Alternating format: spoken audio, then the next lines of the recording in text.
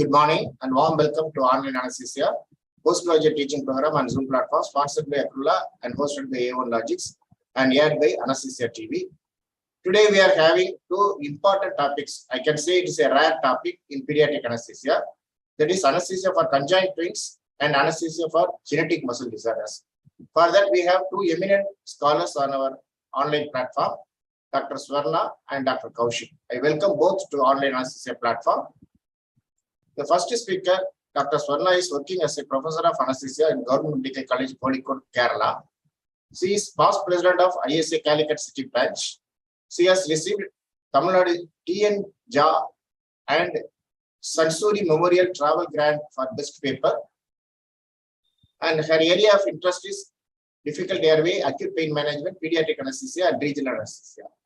She has many national and international publications. Over to you, madam. Thank you.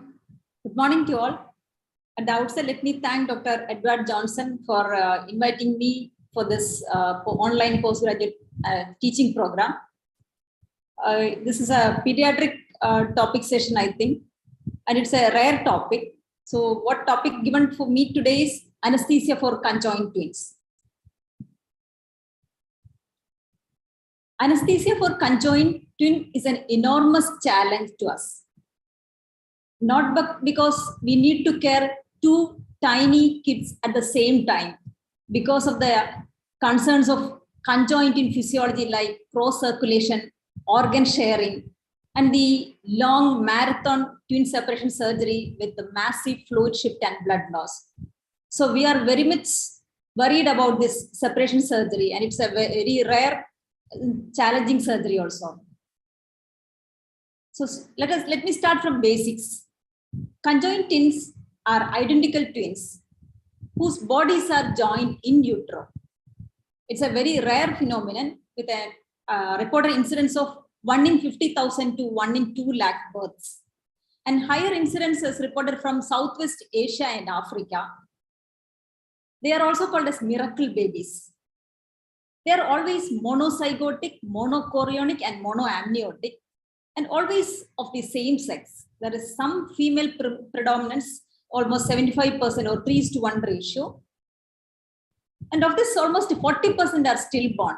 And of those born, only 25% of them will live long enough to become candidates for separation surgery. So it's a rare opportunity to give anesthesia for a conjoined in separation surgery. You may be aware of these famous conjoined twins, Bungar twins. That is Chang and Eng Bungar.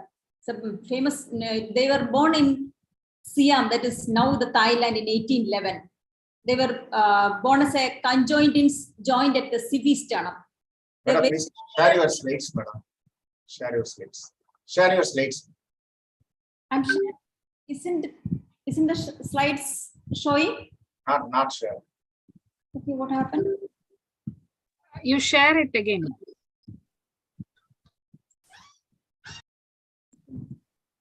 How is it possible now? It's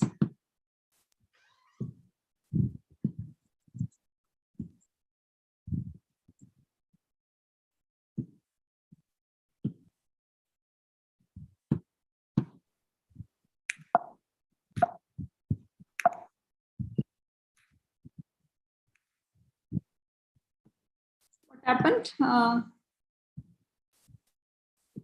Not yet. Not yet. Wasn't it sharing it?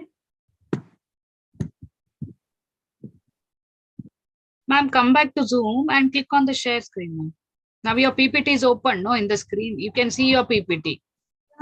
Yeah, come back to Zoom. I mean, Alt tab. Or... I don't know what happened in between. Is Yes. it? Yes, Yeah. yes, madam. It's visible. Okay, I'm very sorry. No. Carry on. Okay. So some part of the history, you may be aware of these famous pair of conjoined twins known as Bungar twins. That is Chang and Eng Bungar. They were joined at the Sifi sternum. They were born in the Siam. That is now it's a part of Thailand in 1811. They were popularly known as Siamese twin. And this term Siamese twin has become synonymous with conjoined twins. Some embryological aspect. There are two conflicting theories of this origin, fission or fusion. In fission, it dictates that there is an incomplete division of fertilized egg after the 11th day. Whereas in fusion, it says the fertilized egg completely separates, but the stem cells search for similar stem cells in the other twin, and the similar cells become fused together. So the embryos become fused at some parts, fetuses become joined at some part, that is similar cells get fused together. And the part which is joining the two twins is used to classify these conjoined twins. And the suffix used is a Greek word, pagos, which means that which is fixed. So the part of the body which is uniting the two twins is used to classify and name the conjoined twin. So there are different names depending upon the body part which is uniting the two twins. That is, one is the thoracopagus, whereas the upper thorax of the two twins are united. Of the conjoined twin, 35 to 40% of conjoined twins are thoracopagus. And when there is an abdominal fusion, it is called omphallopagus, which comes around 30 to 35%. And ischiopagus and pyopagus, which comprises 6 to 19%, where fusion is at the level of the pelvis or sacrum. Others are the rare forms like craniopagus, where skull are fused. It comes around 2%. And whereas when there is the lateral fusion of the lower half of body, it's called parapagus. And the fusion is at the back, it is called rachipagus. And yet another altogether different version is the parasitic twin, where the twins are asymmetrical. They are called parasitic twin. The thoracopagus is the commonest, that is 35 to 40% of all the conjoined twin, where the upper thorax of the twins are fused. So heart is always involved. So it carries a high mortality. This picture is the postmortem angiography of a conjoined, which shows the conjoined heart. It carries a very high mortality. Sometimes thoraco-omphallopagus, that is combined union of the thorax as well as the abdomen, upper chest to abdominal fusion seen. This also shares a heart usually and liver also sometimes. Another is the omphallopagus, in which only the abdominal union occurs. This comes around 30 to 35%. In this, heart is not at all involved, but liver and other GI tracts are usually involved. Craniopagus, though different, it is very important. The skull is fused at either at the top or the back, but the fusion never occurs at the face or at the base of the skull. It never at the face or a base of skull. Here, the airway management is quite challenging, and there is high chance for air embolism. And there is massive blood loss, and these kind of craniopagus twins are often inseparable. And because there is brain involvement, there is a high risk of brain damage. So mostly it becomes inseparable also. Ischiopagus and pyopagus incidence is 6 to 19% of all conjoined twins, where the fusion is at the pelvis or sacrum. So usually genitourinary and intestinal tracts are involved. And sometimes spinal cord anomalies are also get, and can be have limb anomalies also. But the survival rate is very high because the major organs are not at all shared. So survival rate is high with ischiopagus and pyopagus. Yet another different variety is the parasitic twin, where it is the heteropagus twin or asymmetrical twinning. Here, one twin is smaller and it is less formed also, and that depends for survival of the normal twin. Yet another different version is the fetus in fetus. Here, an imperfect fetus is contained completely within the body of the twin. So parasitic twin and fetus in fetus are yet another different varieties of twins, conjoined twins. The further classification of conjoined twinning is depending upon the number of limbs present. Depending upon the number of upper limbs, there is 2 arms, 3 arms, 4 arms. It is named as dibrachius, tribrachius, or tetrabrachius. Depending upon the number of lower legs, it is bipus, tripus, or tetrapus. So the number of limbs present also used to subclassify the conjoined twins. Some of the perinatal considerations, the conjoined twinning can be diagnosed in the first trimester itself by radiological imaging. The earlier diagnosis is essential and very important to identify the anomalies. You can predict prognosis and plan the obstetric management. And the cardiac and neurological involvement determines the outcome. Once you have diagnosed prenatally, you can give counseling to the family and they should come to a decision. Sometimes the complex conjoining may not be the twins may not live properly. So you should consider termination in such complex conjoining. So earlier the diagnosis better because you can give proper counseling to the family so that they can arrive to a better decision so that they can consider termination if the conjoining is complex. There is religious, moral, ethical, and legal implications also because birth of an handicapped child is an immense burden to all parents. And sometimes if one of the twin will not survive, separation is justified to provide life of the other twin. And the survival is determined by the premorbid condition of the twins. So, and parents have every right to refuse a separation also. And the laws in a country and their religious and other beliefs of the parents also matters. So it is very complicated issue, the separation or the birth of a conjoined twinning. So anesthesia for conjoined twin is an enormous challenge, not because you need to give care to the two tiny patients at the same time. The underlying conjoined twin physiology of amount of cross circulation and the amount of organ shared and the long marathon separation surgery with massive fluid shift and blood loss are the main challenges in this surgery. The anesthesia service to conjoined twins are not just for the separation surgery. We get an ample opportunity to offer our service to these conjoined twins, starting from the obstetric anesthesia service to the mother and exit procedures, resuscitation of the newborn, airway management, vascular access, ICU management, and for anesthesia service to many investigative procedures or examination under anesthesia of the twins, and placement of tissue expanders. And sometimes the twins may need some emergency surgery, emergency separation, or for the definitive separation. And our service is not stopping just at the separation surgery. Even after separation also, they may come for reconstruction and rehabilitation procedures, even for chronic pain syndrome. So anesthesia services to conjoined twins, we get so many opportunities. It is not just for separation surgery. But my topic is, my talk will be mainly concerning about the separation surgery. The survival and prognosis is depending upon the twinning, the type of the twins.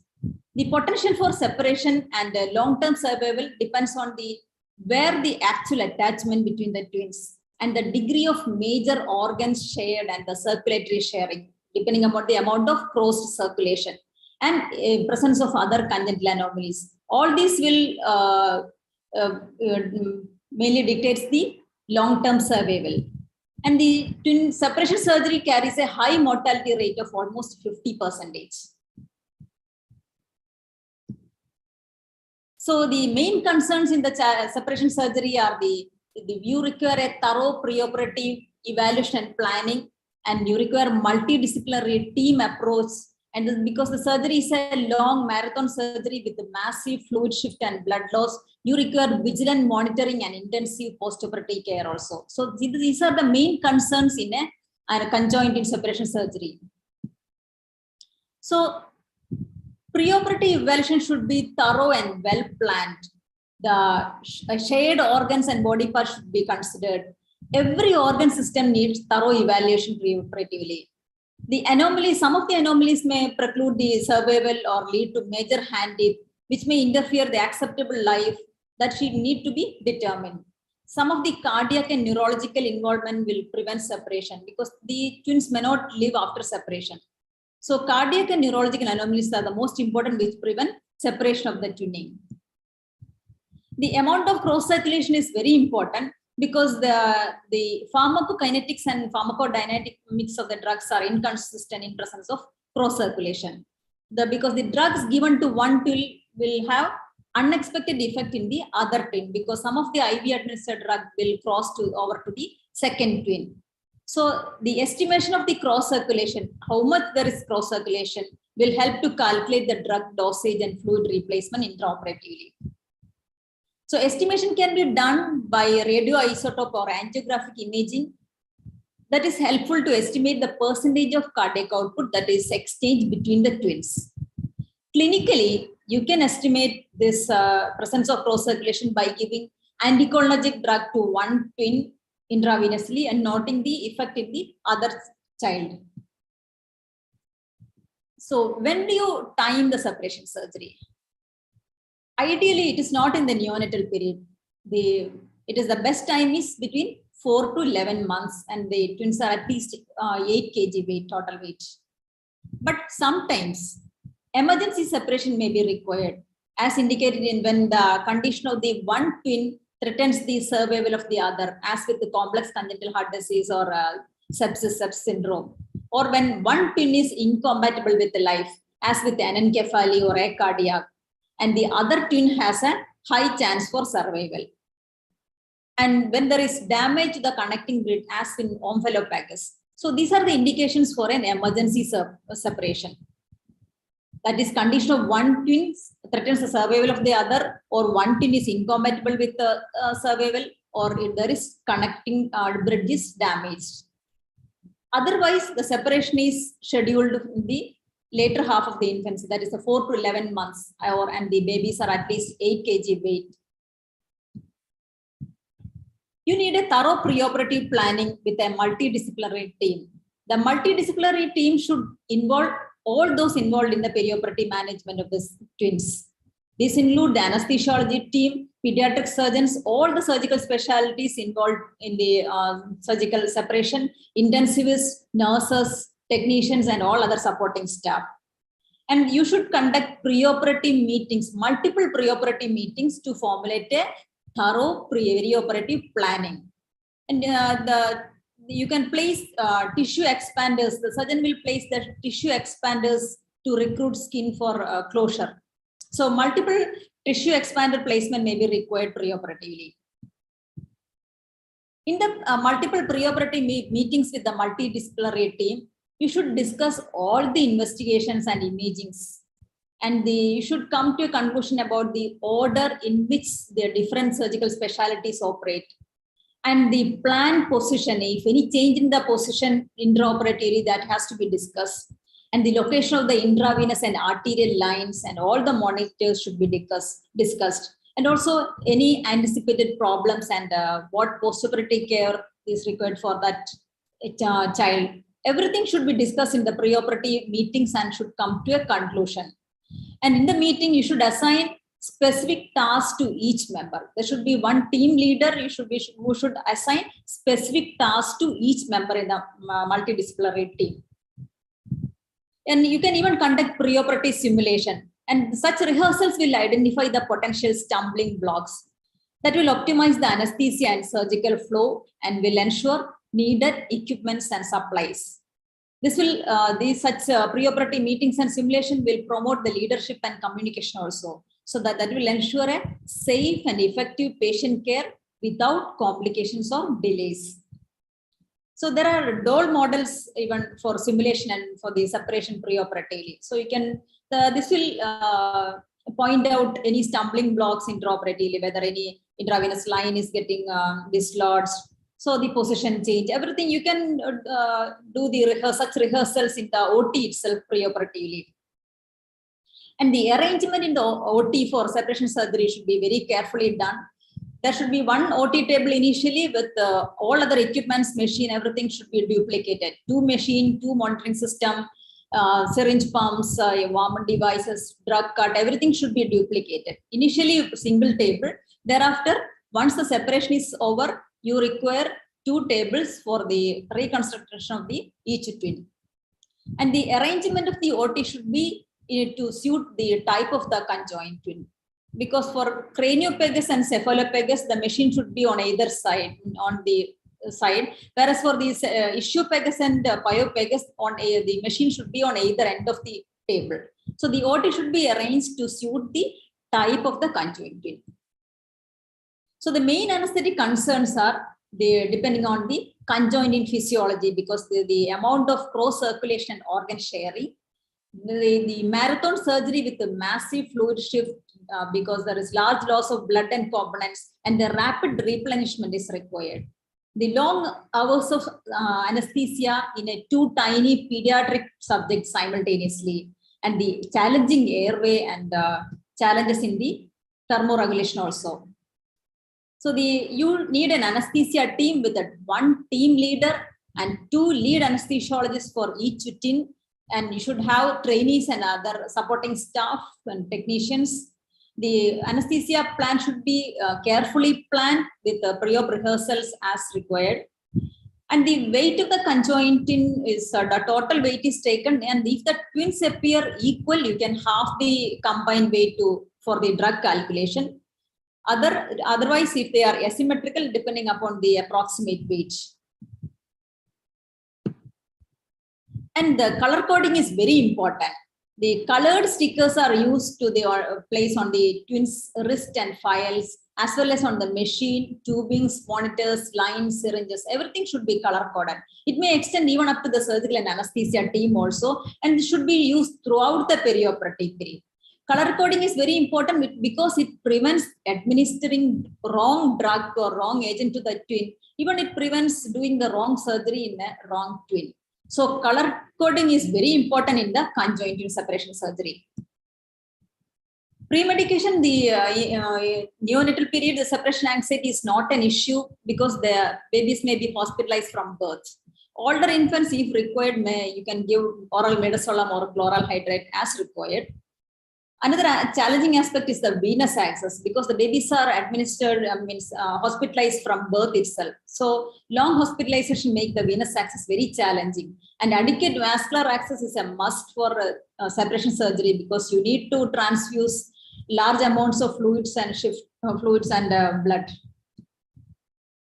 The induction of the twins has to be done sequentially, either inhalation or intravenous. It is a potentially difficult airway, especially in cephalopagus and thoracopagus. So intubation without muscle relaxant in the first twin is done due to fear of the premature weakness in the second twin because of the cross circulation. So you can use sevoflurane or inhalation induction or IV ketamine, and lignocaine spray to the mouth can be done. If there is no airway issue and hemodynamically stable and without any cross circulation, you can go for any induction agent.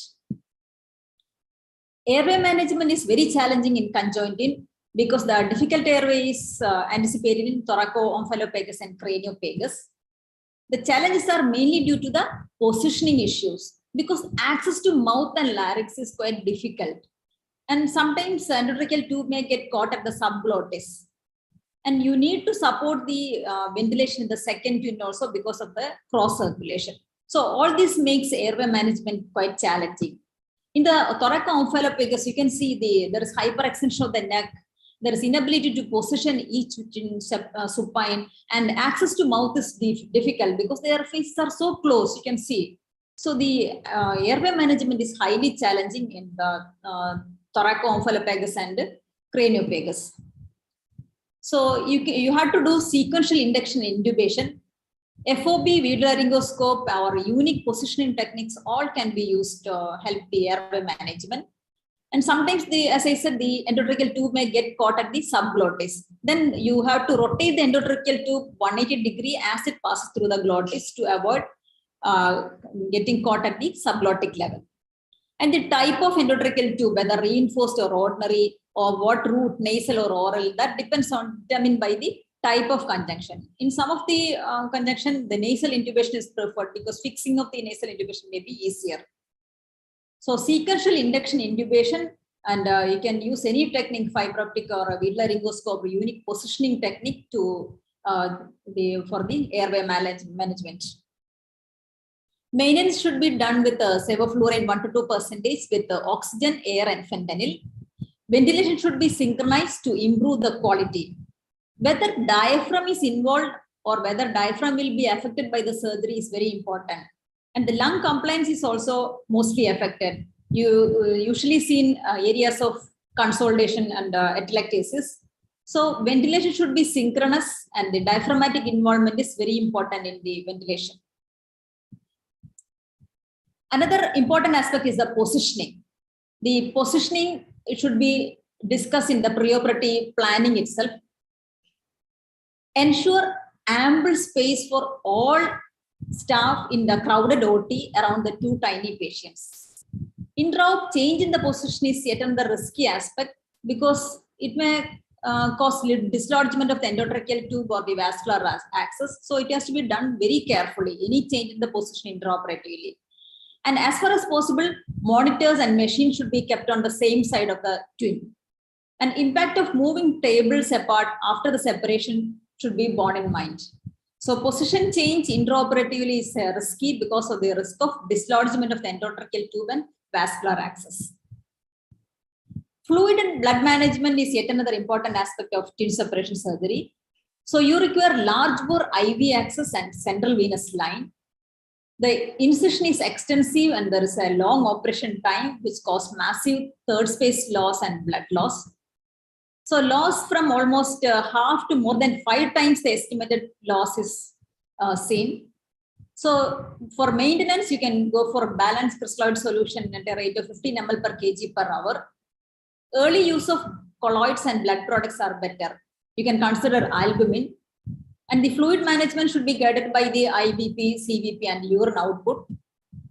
And the blood and covenant should be replaced as required. And you can use point of care monitoring of the coagulation. And vasopressor infusion for circulatory support may be required earlier. Extensive loss during pelvic osteotomy is seen with the issue in pyophagus. And serial blood gas estimation, electrolytes, blood sugar, and calcium estimation is required, and correct any blood gas anomalies or electrolyte abnormalities, and sometimes calcium replenishment may be required. Thermoregulation is also very important. Maintaining normothermia is quite challenging because it's an extensive surgery, long incision, large exposed surface area. So there is every opportunity to heat loss.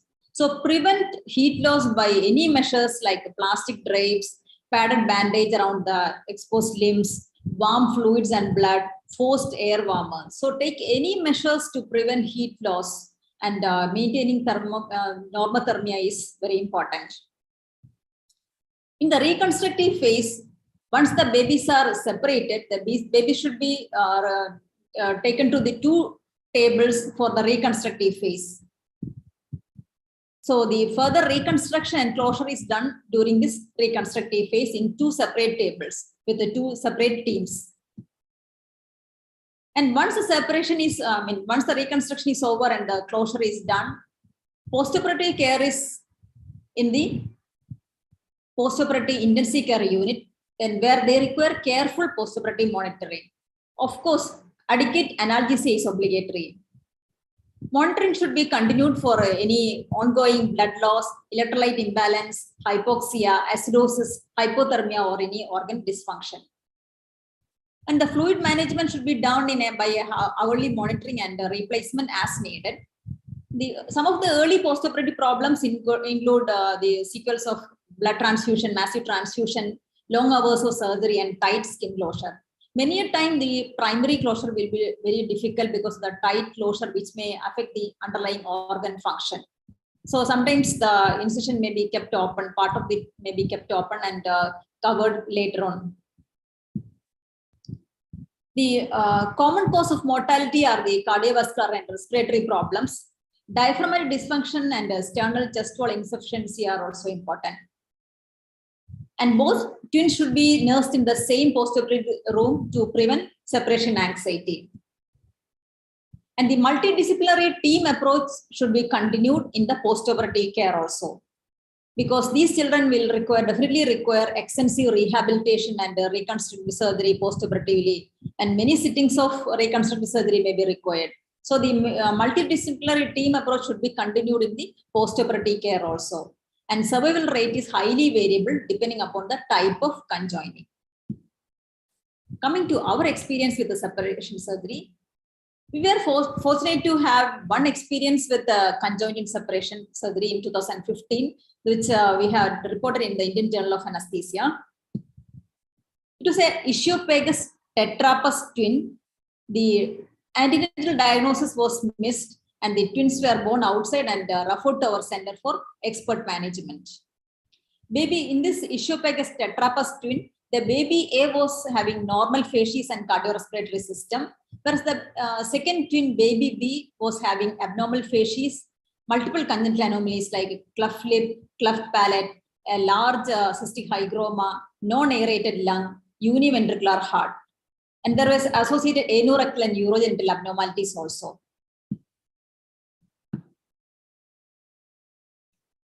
So baby B was considered as parasitic and non-salvageable. So early separation was required to save baby B.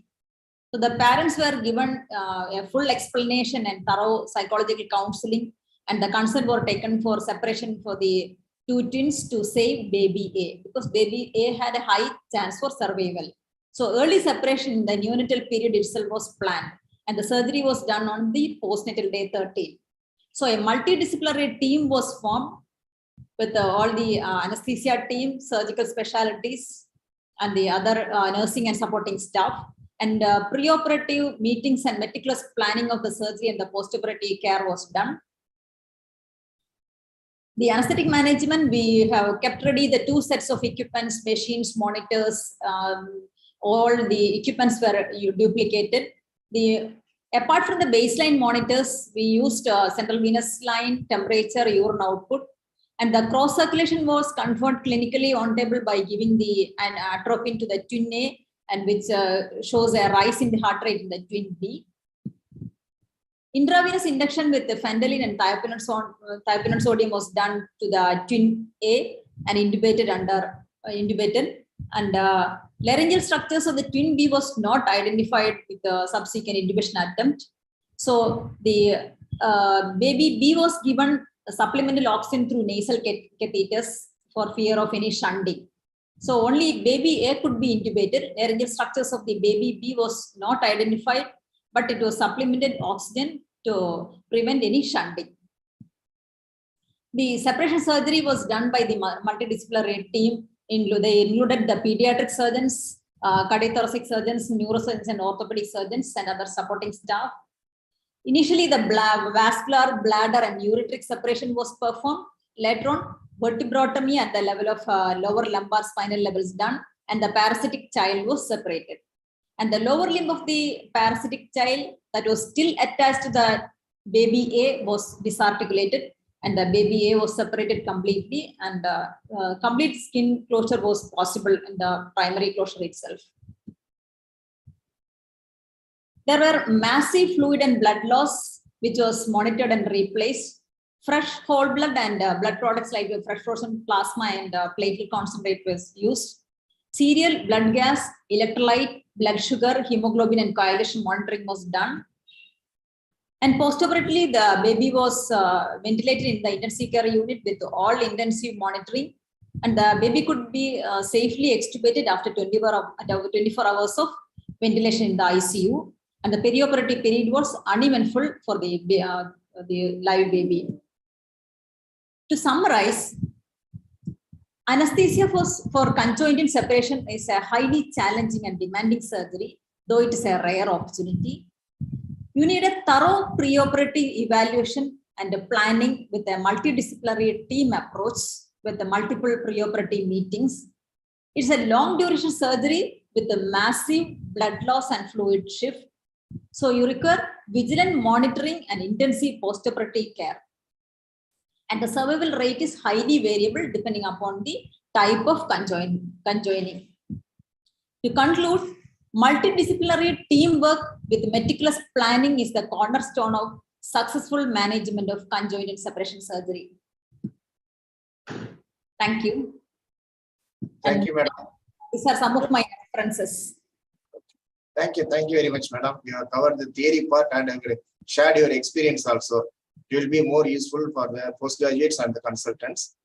Since it's a rare surgery and it is not a day-to-day anesthesia, the questions are also less. So I will take 2 or 3 questions, madam. Madam, you have said there is a cross circulation is assessed by giving atropine. Suppose the cross circulation is not there, how will you calculate the calculation? Suppose the cross circulation is there, how will you calculate the drug calculation? Then depending upon the weight, there are many reports of the case reports of the conjoined separation without any cross circulation also. Because if there is radiological imaging in the if you can preoperatively calculate the cross circulation by the imaging methods also, angiographic and radioisotope scanning also, and by clinically also are they. If there is no cross circulation at all, you have to give the drugs as per the weight the baby. There is no problem in giving the drugs as normally. There are many reports in the literature about the conjoined separation without any having no cross circulation at all. But in our child, we noted a rise in heart rate with atropinization of the first baby. So you have to give different doses for different A and B. Yes, if they are symmetrical, if they are, you have to give separate. If they are symmetrical, half of the baby weight and different dose for the baby and baby B. Okay. So regarding its ventilatory settings, it also differs between the two. Yeah, yes, that also different settings, different machines, different ventilators.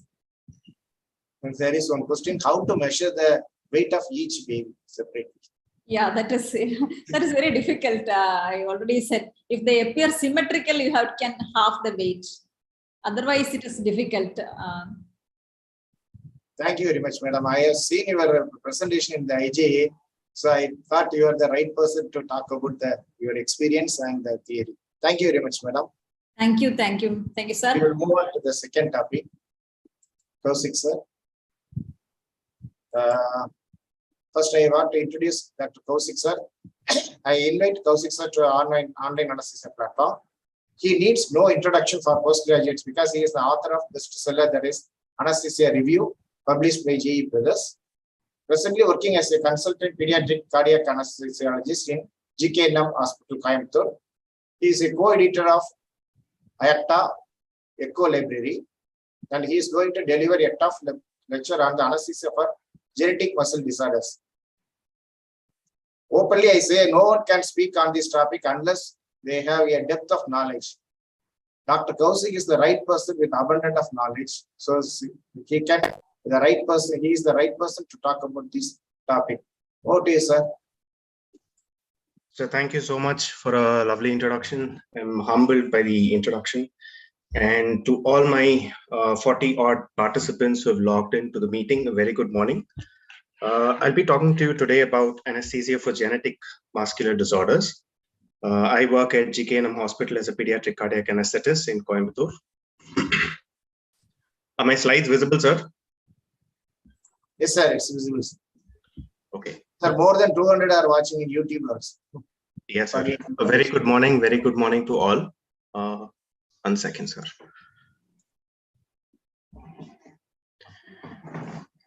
So genetic muscular disorders, as we all know, are a very rare subset of disorders with an incidence of around 1 in 10,000 to 1 in 1 lakh live births. So as medical science has improved, so has the progress in treatment of these conditions, which has in turn increased the survival. And so we will be seeing more and more of these patients as we move on. And regardless, all of these patients pose a very huge anesthetic challenge. And there are more than 30 different genetic muscular disorders. And we should be looking at a few prominent of these in the upcoming slides. If I were you, I definitely commit the points which I have highlighted in yellow to memory. So before we jump on to muscular disorders, we must know, whenever you talk of muscular disorders, there are certain common diseases which pop up in your mind, like multiple sclerosis, like myasthenia gravis, like Guillain-Barré's syndrome, muscular dystrophies. So we need to find a way to classify these diseases. So you have neurological disorders which lead to secondary muscular insult. You have muscular disorders which arise at the neuromuscular junction. And finally, you have isolated muscular disorders. And this is where we're going to concentrate, that is isolated muscular disorders. And so that excludes all the other disorders. This is a very important slide, if you can note it. So there are different types of genetic muscular disorders. We could classify them as muscular dystrophies, wherein there is a degenerative disease of the muscle. We can classify them into myotonias, wherein there is a defective tone of the muscles. So the muscle has a tough time going into the relaxation phase after contracting. You have metabolic myopathies, wherein there is an accumulation of abnormal proteins in the sarcoplasm of the muscle. Mitochondrial myopathies, wherein the mitochondria are affected within the skeletal muscle, and this would lead to a lack of ATP production. And finally, malignant hypothermia, which occurs following anesthetic exposure. And this itself is a very vast topic, and so therefore it falls beyond the purview of this presentation. So we should look at muscular dystrophies first. This slide depicts the few prominent types of muscular dystrophy. So they can be classified based upon the type of inheritance into X-linked dystrophies, autosomal recessive dystrophies, and autosomal dominant dystrophies. And the most common ones, that is the Duchenne's muscular dystrophy and Becker's dystrophy, happen to be X-linked dystrophies.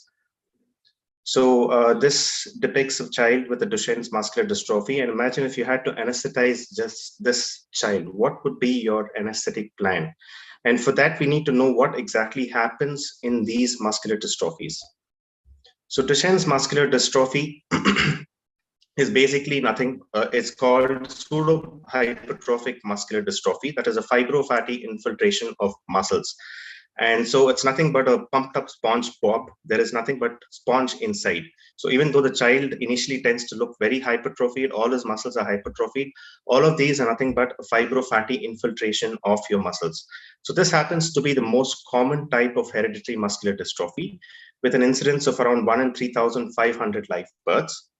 Most severe type of muscular dystrophy. So that is something which we need to remember. So this occurs early and it progresses very rapidly. And most often the child is wheelchair bound by around 10 to 15 years of age.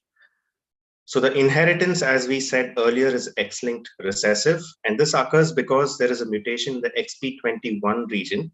And this region codes for dystrophin proteins. So the mutation causes an absence of dystrophin in the muscle. This in turn leads to muscular degeneration.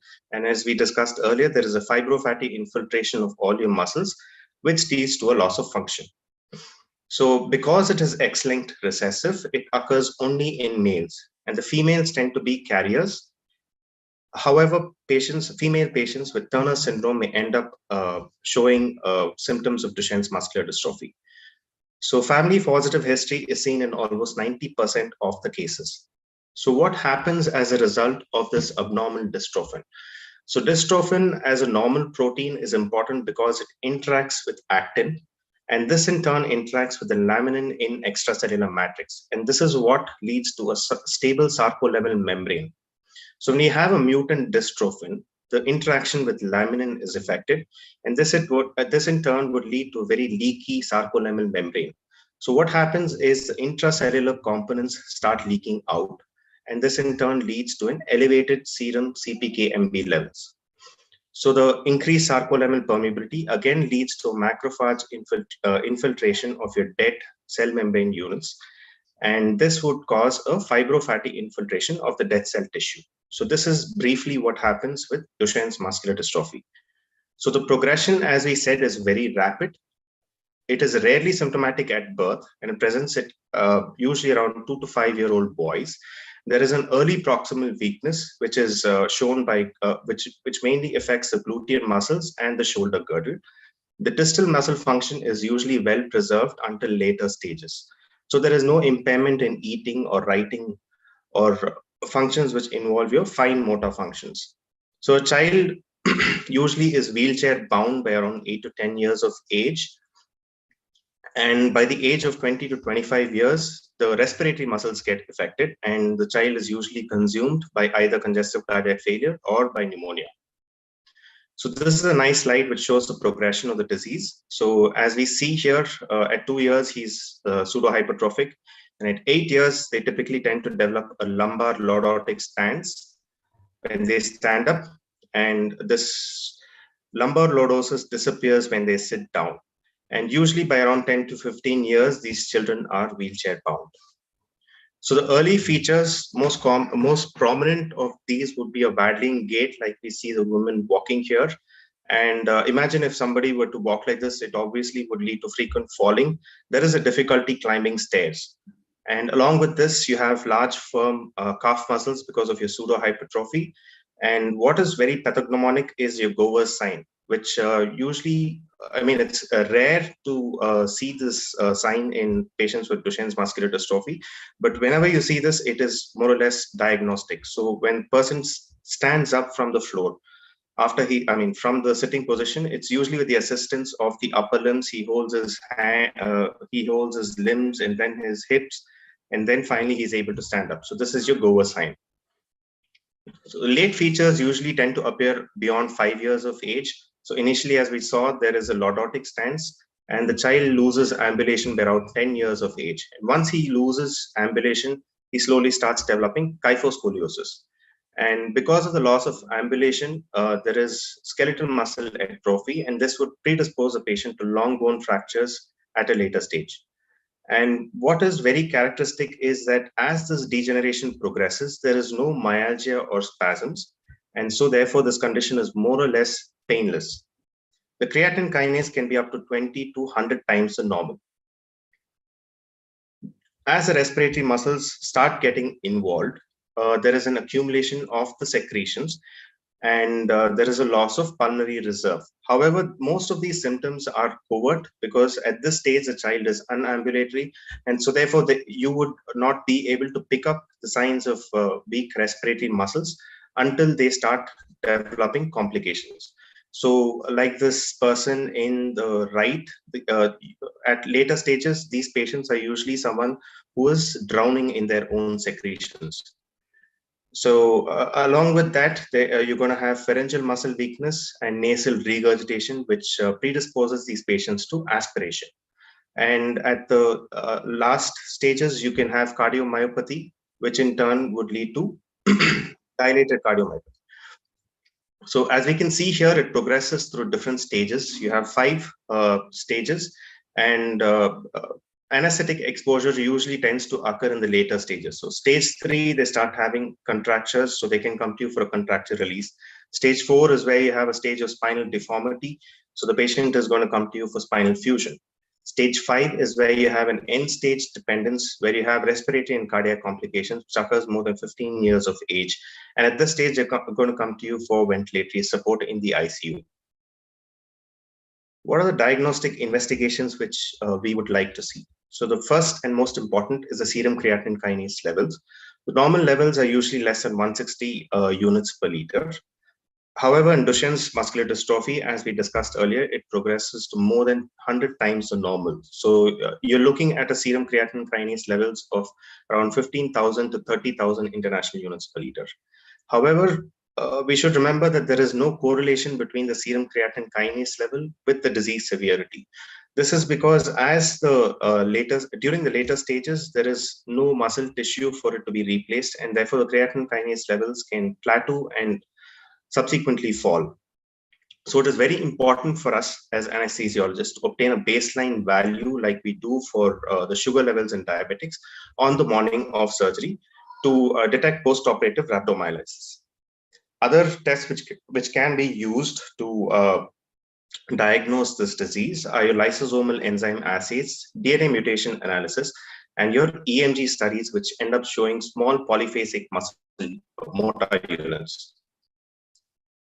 Another important the diagnostic test would be your skeletal muscle biopsy. This is usually performed percutaneously in children, and open biopsies are preferred in older individuals. The muscles which are preferred are the quadriceps, that is the vastus lateralis, or the rectus abdominis.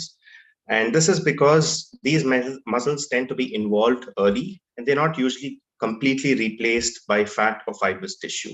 So I've put up a slide of a histological slide of the muscle in Duchenne's muscular dystrophy. So the one on the left shows your healthy muscle tissue, and the one on the right shows your patient with Duchenne's muscular dystrophy. What is important for us is just like any biopsy, the local site should not be infiltrated with local anesthesia. So for all these patients, you would prefer a regional or a general anesthesia. Other axillary investigations, you can have cardiopulmonary testing, which is important. You can have ECG changes. So like we see in this picture, you have tall R waves in your V1 leads and deep Q waves in the limb leads. Echocardiogram would show an LV dysfunction, mitral regurgitation in the later stages due to papillary muscle dysfunction. Electrophysiological studies are important because some of these diseases, I've named 3 of them, Emery-Dreifuss syndrome, Steinhart's disease, and limb-girdle dystrophies type 1, wherein you have a risk of sudden malignant arrhythmias in sudden death. So for these patients, you need to consider having an electrophysiological study as well. So the other investigations which are important for us as anesthesiologists, the most important is the lung function test. So the lung function test, we would be looking at the forced vital capacity and the forced expiratory volume, which is extensively studied in the supine and the seated position. So we shall be looking at it in the later slides. A forced vital capacity of less than 50% of the expected level automatically predisposes the patient for an increased risk of postoperative ventilation and non-invasive ventilatory support. Blood gas analysis is also important for baseline PO2 and PCO2 levels. So the treatment, there is no curative treatment as of now. Most of the times we tend to buy time with either steroids and supportive management with non-invasive ventilation. So like this guy, for everything at all points of time in later stages of your disease, you need to have the non-invasive ventilation mask on. Surgical support in the form of spinal fusion has come up, but again, it has controversial benefits. So therefore, for most issues, the only go-to therapies are steroids and non-invasive ventilation. The other muscular dystrophies, such as your Becker's muscular dystrophy, which thankfully is it occurs later on. The onset is around after 5 years of age, and it is usually slowly progressive in comparison with Duchenne's muscular dystrophy. So the survival is actually better. They survive up to 30 to 60 years of age. Emery-Dreifuss syndrome, again, your progression and the onset is a little later. The average life expectancy is around 46 years of age. What is important for us is that you have cardiac conduction involvement in Emery-Dreifuss dystrophy. Other rare varieties of dystrophy, you can have the oculopharyngeal dystrophy, wherein you have ptosis and dysphagia as the predominant symptoms. Facioscapulohumeral dystrophies, wherein the skeletal muscles are usually involved. And limb-girdle muscle dystrophy, wherein the cardiac rhythm disturbances are commonly seen in type 1. So this is another slide which just compares the 3 most common dystrophies. So to summarize the clinical findings, irrespective of what is the cause or the name, you need to assess each muscle group involved individually. If there is a cardiorespiratory involvement, the patient tends to have a very high risk of postoperative ventilation and major adverse cardiac events. If there is a pharyngeal muscle involvement, there is the patient is predisposed to a high risk of aspiration. Whenever you have a cardiac conduction disturbance, especially in your Emery-Dreifuss syndrome and your limb-girdle muscle dystrophy type 1, you always have to assess the cardiac conduction pathway in order to assess whether he needs an ICD or a pacemaker. So how do we anesthetize these patients? So what are the situations where they tend to have an anesthetic exposure? So like we discussed, your later stages, you can have the earlier stages, you can have a muscle biopsy to diagnose them. During the later stages, you can have correction of orthopedic deformities. So you can have a percutaneous release of hip flexion or your contracture release surgeries, scoliosis correction surgeries. For syndromes which involve your conduction pathways, you may have to provide anesthesia for pacemakers or an intracardiac defibrillator. Diagnostic procedures can be scheduled for these patients, wherein you may have to take them for a CT scan or an MRI. And towards the end, for providing supportive care, you may have to anesthetize these patients for a tracheostomy or a gastrotomy, or to provide mechanical ventilation in the ICU. So how do you work up these patients? We have covered most of the points under your diagnostic tests. So what is important for us as anesthesiologists is that a basic basal CPK level should be taken on the morning of surgery, and also need to perform a preoperative spirometry. Arterial blood gases should be taken before anesthetizing these patients, ideally, and electrophysiological studies for the syndromic patients which affect the conduction tissue. So let's look at spirometry. So what happens with Duchenne's muscular dystrophy is that during the later stages, they tend to affect the diaphragm, the intercostal muscles, and the accessory muscles of respiration. So the chest tends to be bound in a corset, and this would lead to a restrictive pulmonary involvement. So there is a progressive decrease in the vital capacity and the total lung capacity, which predisposes these patients to atelectasis and respiratory failure later on. So as anesthesiologists, we would like to take a blood PCO2 and EtCO2 levels, especially if the saturation is less than 95% on room air.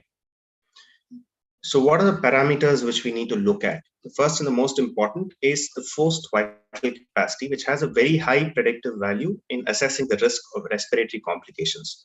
So this is usually measured with the patient in a seated upright position, wherein a forced vital capacity of less than 50% predicted automatically predisposes the patient to an increased risk of respiratory complications. And if it drops to less than 30%, it just pushes them into a high risk category for post-operative respiratory complications.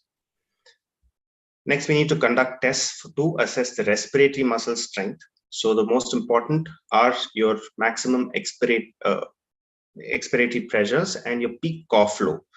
So these patients with Duchenne's muscular dystrophy tend to have what I would like to call a beanie cough. So they have a very weak respiratory muscle, so their cough is very ineffective. So I'm sorry for that. So your maximum expiratory flow pressures of less than 60 centimeters of water would reflect an inability to generate an effective cough force, and therefore these patients would have a reduced clearance of respiratory secretions. And a peak cough flow of less than 270 liters per minute, wherein the normal is between 360 to 400, would increase the risk of post-operative pulmonary complications. And if it drops to less than 160 liters per minute, more often than not, tracheostomy decannulation is going to be not possible. So how do you assess the risk? So you have all these systems which are getting involved. So your risk assessment plays a very important role prior to anesthetizing these patients. So every patient is different. The factors which need to be considered are the type of surgery, the clinical stage at which these patients present, and your cardiopulmonary involvement. So this is a useful scale, that is a muscle impairment rating scale, which can be used to assess what is the risk, what are the muscles which are involved. So as we can see here, whenever there is a proximal muscle involvement, it automatically pushes them towards a higher risk. So this slide shows that whenever you have, irrespective of what is the risk scoring of the patient, you have a high risk surgery, automatically the risk of post-operative pulmonary complications is much, much higher.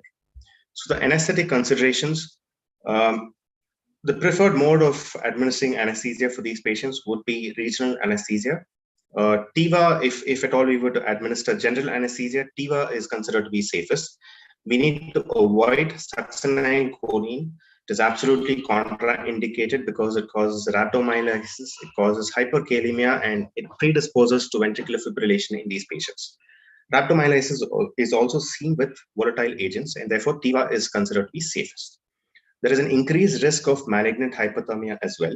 These patients, most of these patients, like we discussed, since there is no curative therapy, most steroids and NIV form the mainstay of treatment, and therefore most of these patients are steroid dependent.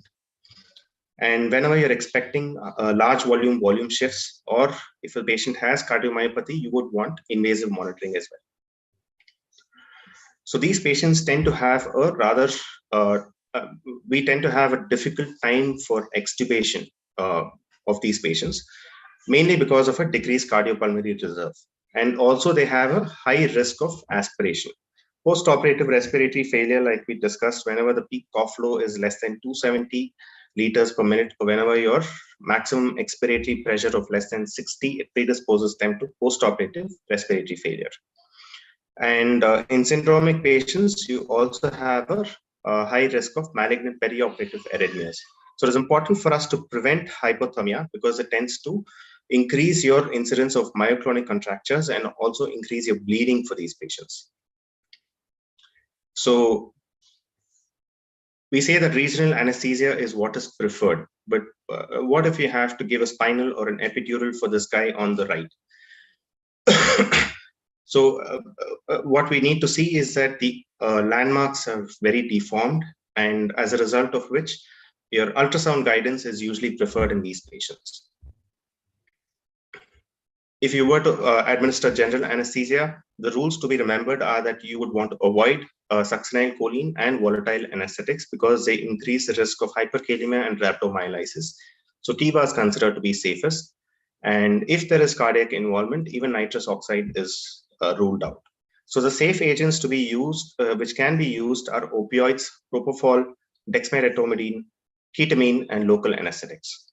So what happens when you administer volatile anesthetics in these patients? So when you have a Duchenne's muscular dystrophy patient who is exposed to volatile anesthetics, this increases the sarcolemmal permeability. And so therefore there is a leakage of intracellular potassium and your creatinine kinase, and this would push them into a hypermetabolic compensatory response and would lead to a hyperthermic crisis. So what about depolarizing muscle agents? So what happens in Duchenne's muscular dystrophy is that there is an upregulation of your nicotinic alpha-7 AChR isoforms of the nicotinic ACH receptors. So this isoform is more sensitive to succinyl choline and choline. And because it is more sensitive, it accounts for hyperkalemia and cardiac arrest, which can be seen with the use of succinyl choline. And also these nicotinic isoforms tend to have a lesser affinity for non-depolarizing muscle relaxants. So as we discussed, because they have lesser affinity, there is a marked difference in the onset and duration of action of non-depolarizing muscle relaxants. So in general, they tend to have a longer delayed onset. They tend to have a longer duration of action. And also there is a higher risk of residual paralysis. So therefore, as anesthesiologists, we would prefer to use continuous neuromuscular monitorings during your anesthetic stay. And these effects tend to be more pronounced with rocuronium and mivacurium. So preoperative preparation would involve a cardiac consultation in all cases, and ECG and an echo should be done. And however, a normal ECG or an echo does not rule out complications, especially in syndromic patients wherein the conduction pathway is involved. Preoperative training would involve your non-invasive positive pressure ventilation training for patients with a forced vital capacity of less than 50%. Manual and mechanically assisted cough when the peak cough flow is less than 270 liters per minute. And your dysphagia therapy, which mostly revolves around the use of non-invasive positive pressure ventilation. What is interesting is that this non-invasive positive pressure ventilation also helps in optimizing nutrition in dystrophies. This is because your increased work of breathing, which occurs with increasing respiratory muscle weakness, automatically predisposes these patients to malnutrition. And also most of these patients are unable to eat because of dyspnea. So the use of non-invasive ventilation tends to help mitigating some of these effects. And prior to anesthetic induction, anti-aspiration prophylaxis is also important. So monitoring is basically depending upon the risk of surgery, but in all cases, whenever you're administering general anesthesia, you would want a neuromuscular monitor. So anesthetic induction, the most commonly used agent is propofol. Thiopentone also may be used. And if you have a volatile scenario, you can also rely on ketamine or etomidate. Fentanyl and remifentanil is used for analgesia. Airway challenges, like this man on the right, these patients tend to have a very big tongue. So you have macroglossia, and along with that, if there is a muscular involvement of the oropharyngeal muscles, the moment you administer your muscle relaxant, the muscles tend to collapse, and you may have a tough time mask ventilating these patients. And added to this, you have a limited mobility of the mandible and the cervical spine, which may in turn impede your airway maneuvers such as jaw thrust. So most of the times it tends to prove to be a problem for extubating these patients rather than intubating these patients. So it tends to be a difficult extubation rather than a difficult intubation, because as we discussed, you have a difficulty with swallowing. There is an elevated risk of aspiration, and they tend to have a weak cough. So you have a accumulation of all your secretions. So because of this, your nasogastric tube plays a very important part in securing the airway in these patients. Maintenance, usually TIVA is preferred, and nitrous oxide was used previously. Warming blankets have to be used to prevent hypothermia, because this tends to exacerbate contractures and also increase your bleeding. Fluids, usually glucose-containing solutions are preferred because it lowers the risk of rhabdomyolysis, and it also reduces the risk of hyperkalemia. So the use of potassium-free crystalloids are preferred whenever possible. There are no absolute contraindications to the use of colloids. Blood transfusion, they tend to have a higher requirement of blood products because there is an impaired platelet function, an altered coagulation pathway, altered fibrinolysis, and also they tend to have a decreased blood vessel reactivity. So all stages of coagulation are affected. They also tend to have a higher blood loss during scoliosis surgeries. So how do you extubate these patients? You would want to have them fully reversed and fully awake, like Jim Carrey. You'd want to preferably do it in the ICU, because you have a ready-made presence of non-invasive positive pressure ventilatory support.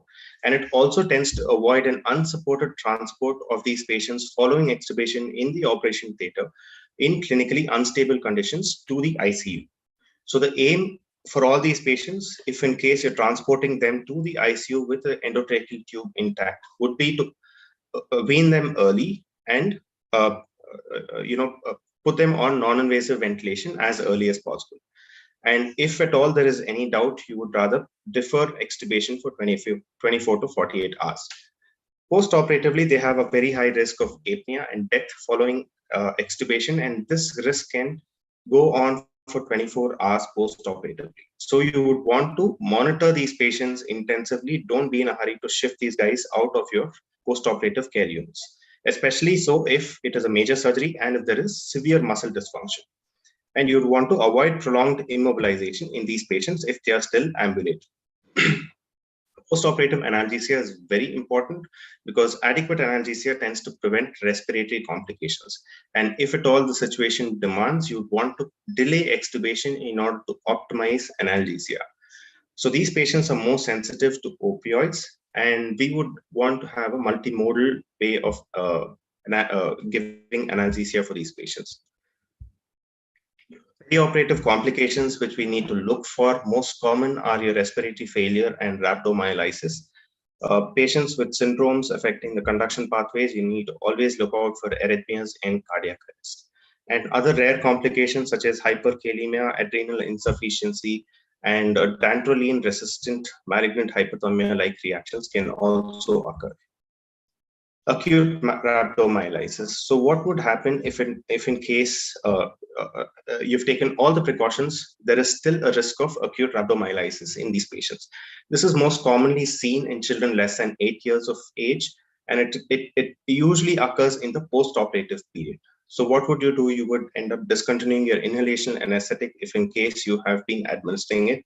You would monitor the serum potassium levels, and if it is more than 5.5 millimoles per liter, you would want to treat them with IV soda bicarb, calcium gluconate, 10% dextrose insulin, and hyperventilation to promote respiratory alkalosis. Serum plasma, creatine kinase levels, myoglobin, and urine myoglobin levels have to be monitored. IV hydration should be given in order to ensure a urine output of more than 1 ml per kg per hour. Surface cooling, of course, to reduce your hypothermic response, and this would be up to a temperature of 38 degrees Celsius. There is questionable benefit of dantrolene in these kinds of scenarios. So now coming to specific challenges, what would I do if I have to sedate these patients? If these patients are coming in for a CT or an MRI where you don't have to secure the airway necessarily, or say if they're coming in for a pacemaker implantation, so what would I do? So you should always remember that these guys have a venomous tongue. You have macroglossia, so there is always a risk of losing airway patency. So therefore, you would want to do this with an acceptable risk in early cases, and as much as possible, avoid going in with an unsecured airway in later stages. And like we discussed, this is because of pharyngeal muscle weakness, because of cardiopulmonary involvement, and there is a loss of ambulation. So you'd want to avoid doing this in your later stages. What would I use? I would use low-dose ketamine and midazolam. And we must always remember at the back of our mind when we have these patients, there is a tendency to lose your airway patency rather quickly. And so what happens if in case you have a difficult IV access in children? Like we saw the guy sitting, I would have a tough time securing his IV access. So what would I do in these kind of patients? It is said there are recommendations to this extent that a short-lasting use of inhalation anesthetics is still acceptable. Sevoflurane can be used for short intervals, and the moment you secure your IV access, you need to switch over to TIVA or administering the regional anesthesia according to the anesthetic plan. And always be ready to treat acute rhabdomyolysis post-operatively. How would you extubate these patients? One thing is that extubation is delayed until your saturation reaches the baseline or it is normal, and your respiratory secretions are well controlled. So as soon as you extubate these patients, you would want to shift them onto non-invasive ventilation. And this is especially so for patients who have a forced vital capacity of less than 50% of the predicted value, and definitely indicated for patients with a forced vital capacity less than 30% of the predicted value. And whenever these patients have been on home non-invasive support, you would automatically extubate these patients onto NIV. And wherever possible, you would want to use the patient's home interface. And post-extubation, you need to have a cautious supplementation with oxygen. This is in order to avoid correcting hypoxemia without treating the underlying cause. Sorry for that.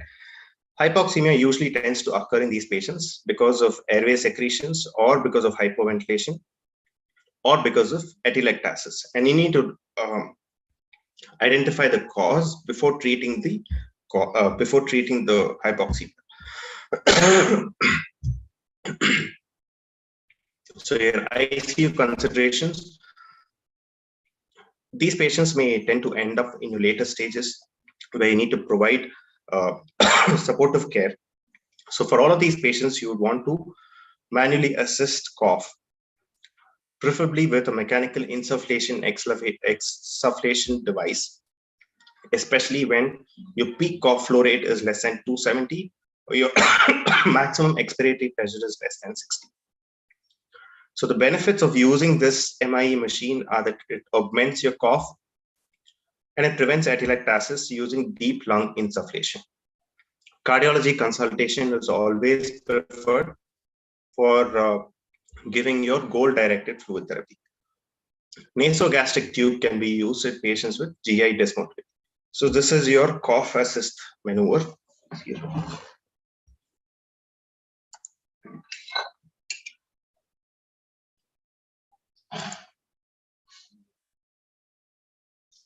Is the video playing? Yes, sir, it's playing.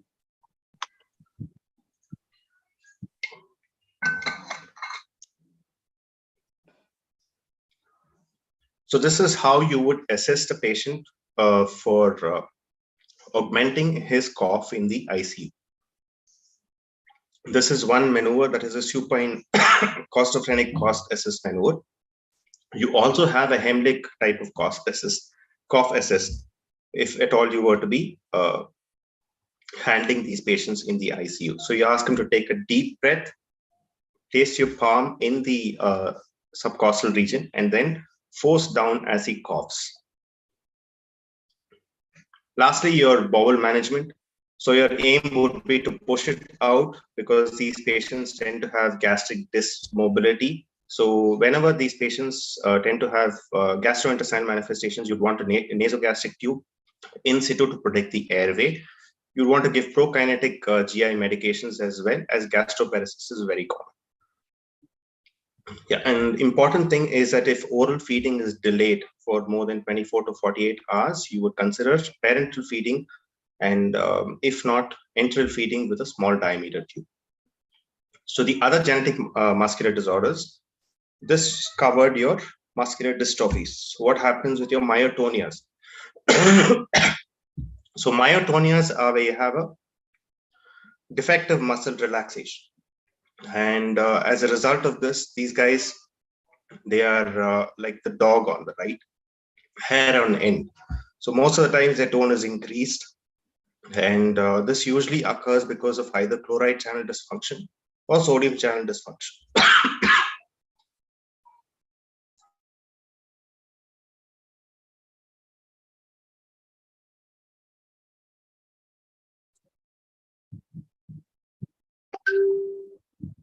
Sorry for that. So this tends to happen because of electrical instability of the muscle surface membrane, as a result of which the muscle fibers tend to be hyperexcitable. So they tend to have a prolonged time for relaxation after contraction. So you'd give a person a handshake and the person would still be holding your hand after you relax your grip. So that's how myotonia is usually present. Different types may not need to know all of these. So what is important is that these guys are persistently being electrocuted. So there is persistent depolarization and muscle contraction. This tends to occur especially following mechanical stimulation of the muscle, or following hypothermia, or following shivering. So in all these cases with myotonia, your succinylcholine choline is contraindicated because it is a depolarizing muscle relaxant. It can precipitate myotonic crisis, and you can have a subsequent difficulty in ventilating and intubating these patients. So the duration of action of non-depolarizing muscle relaxants again can be prolonged, and you need to avoid halogenated agents because these patients tend to be more susceptible for malignant hypothermia. Avoid anticholine esterases when you're reversing these patients because it tends to precipitate myotonic crisis. Next, we have myopathies. Myopathies are nothing but a replacement of your muscle fibers with other tissue. So this can be replaced with either lipids or with glycogen. So there is an accumulation of these abnormal substances in the sarcoplasm. Next is your mitochondrial myopathies, wherein we need to remember that the mitochondria are the main sites for electron transport chain and your oxidative phosphorylation. So this would result in a, whenever you have a defect in your mitochondria, would result in a defective ATP production. And this would affect your high energy dependent organs such as your brain, heart, and muscle. So the weakness typically tends to be associated with encephalopathy. So these are certain syndromes wherein you have mitochondrial myopathies. So how would these patients present, and what is our role as an anesthetist? What are our anesthetic considerations? So a lot of these patients have refractory epilepsy. They have a decreased respiratory and cardiac reserve with an impaired swallowing, which predisposes them to a risk of aspiration. They also tend to have an unusual sensitivity to intravenous and inhalation anesthetics. Propofol infusion syndrome has a strong association in these patients because propofol tends to inhibit beta oxidation in your handicapped mitochondria. So TIVA with propofol is avoided in mitochondrial myopathies. Also, you need to avoid lactated solutions because in most of these patients, you tend to have lactic acidosis. So this is a QR code those of you who are interested, who like the PowerPoint, can scan this and download your PowerPoints onto your phones or your iPads. To summarize your anesthetic strategy, we need to remember that your risk stratification in the preoperative period is vital. Regional anesthesia and TIVA is usually preferred in all the cases except in cases of mitochondrial myopathies. Succinylcholine, choline, and volatile agents are absolutely contraindicated. And there is a low dose, for a low threshold for post-operative non-invasive ventilation, especially when your forced vital capacity is less than 30%. So before we wind up, most of these patients, when you have a look at them, these are the three things which we need to remember. You have a bulked up SpongeBob with a beanie cough and a venomous tongue. So that is what I would like you to remember at the end of this presentation. And before we finish, I have a particular liking towards the saying, the hand that rocks the cradle rules the world. And we as anesthesiologists, I mean, we tend to control a lot of things in the operation theater. And our role has widened, as a result of which we've been called as perioperative physicians now. So therefore, even though it is not acknowledged most times, we tend to control a lot of things which directly, influence the outcome of your patient's state. Thank you. Thank you. Thank you, Kaushik. A nicely covered lecture. Thank you. You have proved yourself what I have said in the introduction itself. You are the right person to present this very tough topic. You have covered almost all myotonias, myopathies, my dystrophies. So you have done an extensive search in the journals. You have presented in the journal reference also. Thank you, Kaushik. Thank you, sir. So whenever a postgraduate see a case of muscular dystrophy or myotonias, the first thing they come in their mind is whether to use depolarized muscle relaxant or not depolarized muscle relaxant. So can you consolidate and give a capsule like what they have to do in muscular dystrophies, what they have to do in myotonias, like that? Can you give it as a capsule? So muscular dystrophies, you need to, these things are absolutely contraindicated. Scoline and volatile anesthetics are totally contraindicated. The same goes for myotonias, scoline and scoline is contraindicated. TIVA tends to be contraindicated in cases of myotonia. So you need to rely on volatile agents for myotonia. Whereas for dystrophies, you go with TIVA and non-depolarizing muscle relaxants. Thank you, Kaushik. This is my question. You said in the Duchenne muscular dystrophy, it presents only after 2 years. It becomes symptomatic. Suppose we are happen to give anesthesia before 2 years of age. Can we diagnose the disease, or you have to give anesthesia similar to other patients? So before 2 years of age, you'd be looking at conducting a muscle biopsy. That is where most of the times you'd be anesthetizing these patients. So symptoms we want to suspect the DMT. Sir? Suppose there is no symptoms, we won't suspect DMT. So in that case, yes, suppose we give anesthetics with the normal pattern of anesthesia, will it land up in the complication? Definitely, sir. In fact, there was this article which was published wherein they were questioning the use of succinylcholine in pediatric patients, because there is a very high risk of having these patients as latent presenters. They don't have any symptoms. Like you said, before 2 years of age, you don't have these patients presenting with symptoms. So you can always have these patients presenting for other associated surgeries, and you tend to administer anesthesia for them. Unwittingly, if you tend to avoid, if you administer succinylcholine, then you can have all of these complications.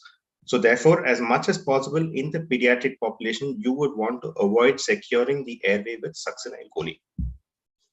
Yes. So that is the recommendation as far as the FDA goes as well. Okay. So in all cases, it is better to use neuromuscular monitor. Definitely. Okay, there is another question. So what are the tests you have to do for detecting rhabdomyolysis? You already mentioned in the presentation. Yes, sir. Rhabdomyolysis, you would be taking your serum creatinine kinase levels, and obviously they would be sky high, and along with that, your urinary myoglobin levels as well. Thank you so much, Kaushik. So today we have had a rare case presentation by rare learned peoples like Swarna and Kaushik. I thank Swarna madam and Kaushik for a wonderful presentation of rare topics. Many people try to avoid these topics, but you too boldly presented the topic extensively and for the benefit of the postgraduate. And we are grateful to you both. Kaushik, can you share your slides because the PGs want your slide? Sure, sir. I've given a QR code, so I can just share you that it's working. Scan that QR code. If possible, So you I'll will just put it up again. Okay. Those who want the slides, please scan that QR code. 1 second, sir. Just bring it up. Thank you, Suvarna ma'am. Thank you, Kaushik sir. It was very nice. Thank you, sir. Thank you. So put up the QR code slide. Suprasad sir, any comment? It's a rare topic. It's difficult to read in the textbooks also. Sir, are we able to see the QR code slide? Yes, sir. Okay, sir. Yes, sir. We can take a screenshot of this QR code easily, sir. Yes, sir. You just need to open up your cam scanner or your camera and scan this. So we are taking a print screen. Thank you so much, Kaushik. So we come to the end of this session. So with that, the pediatric anesthesia series ends up with this week. From next week also, we will go on for pain medicine and the left out regional anesthesia topics. I thank the Acrola and A1 Logics and Anaesthesia TV for supporting this online anesthesia platform. Thank you, Kaushik. Thank you, Sona. Thank you, Thank you, sir. Thank you, sir. Thank you, sir. Thank you, Shilpa.